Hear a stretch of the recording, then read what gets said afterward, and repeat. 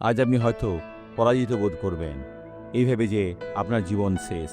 কিন্তু ঈশ্বর আপনাকে কি বলেন তা দেখুন, তাহলে এটা আপনার জন্য আনন্দের নাম হবে। এটি জিরেমিয়র ৩৩ অধ্যায় ৯ পদের একটি প্রশংসা। পৃথিবীস্থ সমস্ত জাতির সম্মুখে এই নগর আমার পক্ষে আনন্দের কীর্তি, প্রশংসা ও সভাস্বরূপ হইবে। আমি তাহাদের যে সমস্ত মঙ্গল করিব তা তাহারা শুনিবে, এবং আমি নগরে যে সমস্ত মঙ্গল ও শান্তি বিধান করিব তৎপরিত্য তাহারা থরথর করিয়া কাঁপিবে। এবং আমি এর জন্য যে সমস্ত শান্তি প্রদান করি তাহাই তো।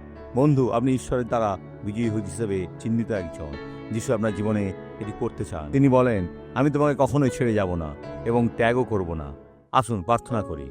আমি আমার হাত বাড়িয়ে সমস্ত মন্দকে বলি, এই জীবনকে ছেড়ে দাও, এই ব্যক্তিকে ছেড়ে দাও, যিশুর নামে। আর আপনি বলুন, ঈশ্বর, আজ থেকে আমি চিরকাল তোমার সেবা করব।